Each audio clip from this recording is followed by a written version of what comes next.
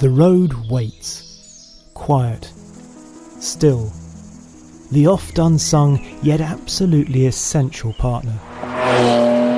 We all love cars, we lust over the looks, we fawn over the figures, we shiver at the sounds. But even the best cannot reach a zenith without somewhere to move, and the best will bring out the best, so the finest roads are definitely worth seeking.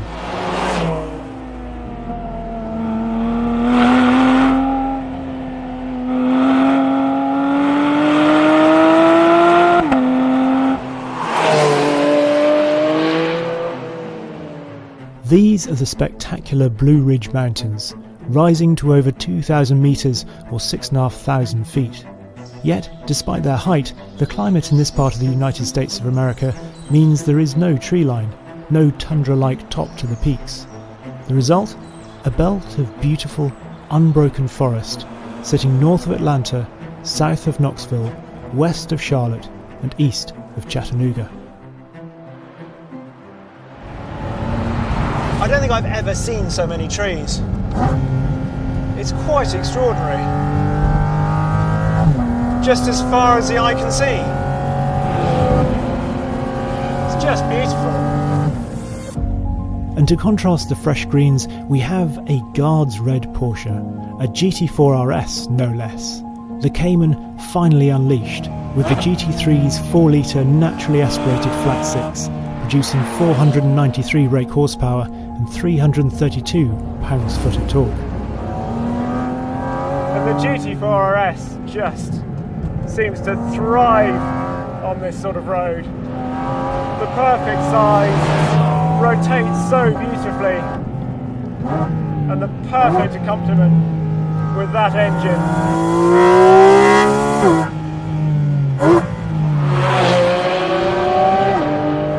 Getting into this car, just seeing that rev counter that goes all the way around to 10, the fact this revs to 9.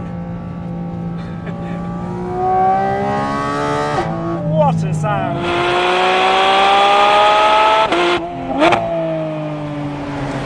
Really work the front end. I almost think like a sort of 996 generation 911 perhaps. We've got the magnesium wheels on this Visac pack car. Obviously just helps with the ride quality.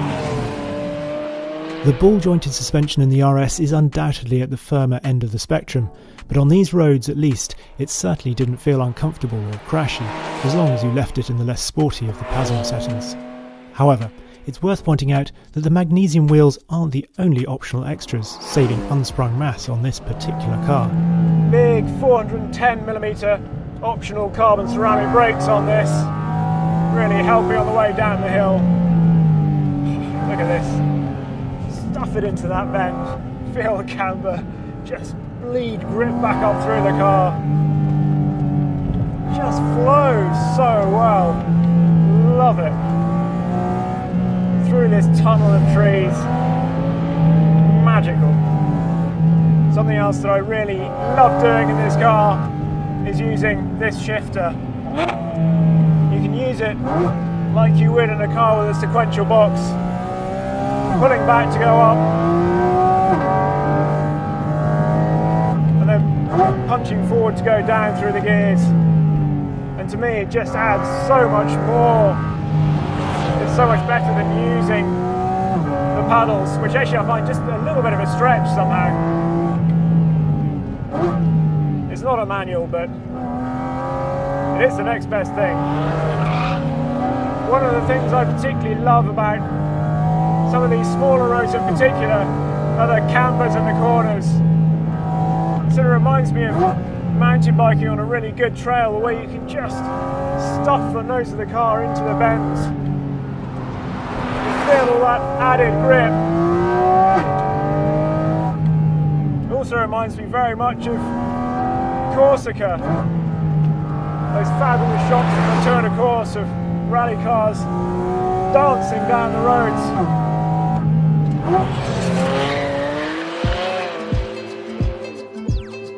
And there is one road in this area that is more cambered and more famous than all the others, the Tail of the Dragon. There are 318 corners in its 11-mile length, and as that suggests, it is tight and testing and keeps you busier than a NASCAR pit stop. It's a stretch of tarmac that always comes up in lists of the best roads. Speak to people in the area and it feels like they will always ask if you've been there, before saying that it's crowded and there are better roads nearby. But if you're in the vicinity, then you have to visit. During peak times, it's undoubtedly teeming with traffic, but when we went back in the evening, there was an exciting, slightly underground, almost Japanese Togue vibe to it. I loved it. It's a bit akin to the Nürburgring Nordschleife, in that it feels like some people love to hate the tail of the dragon. But as soon as you go there, you can't help but be excited by the atmosphere and all the weird and wonderful cars that have turned up. Before you know it, you're walking out of a gift shop with a sticker and a cap. But as much as you should visit the tail of the dragon, you certainly shouldn't limit yourself to it. Up on some of these ridgeway roads, it's much more flowing, it's much better surface really as well, just a little bit wider as well, and the views are spectacular, whereas some of the other roads you're down in amongst the trees and you're just sort of concentrating totally on the way the sort of the double yellow lines weave their way out ahead of you. Up here you've got a bit more time to appreciate where you are. I just think the colours in autumn must be just fabulous. This car has so many levels to it as well, because although it's obviously in some ways people think it must be all about that 9,000 RPM red line, the thing about this engine, which of course we've known from the GT3, is that it's got character all the way through the rev range. And of course, because it's naturally aspirated, and because we've got these amazing intakes just up here, every time you crank the throttle, whether you're high up in the revs or not, you get the most fabulous noise.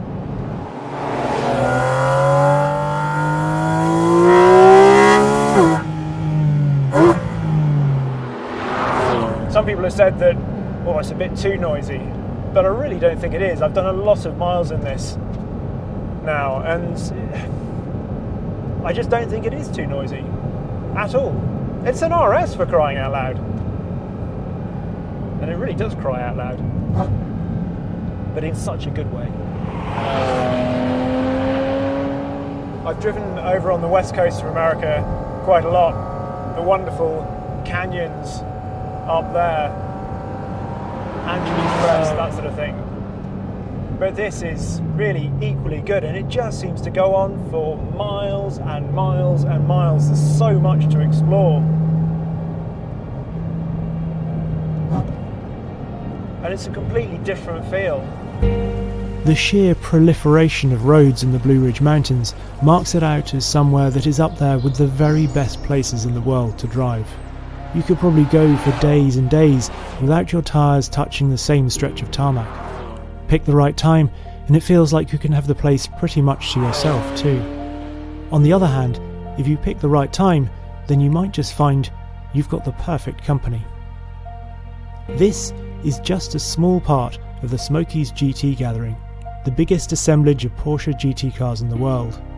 It's all for charity and a friendlier group you couldn't wish to meet, with the full spectrum in attendance, from a 996 with XTC dampers to a PTS Bronze Gold 992.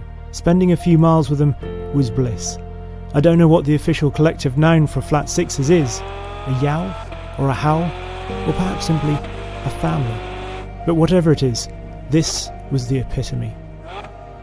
But as always, after the last car has left, the road remains. Quiet, still, waiting to be explored anew, but wonderful in its own right.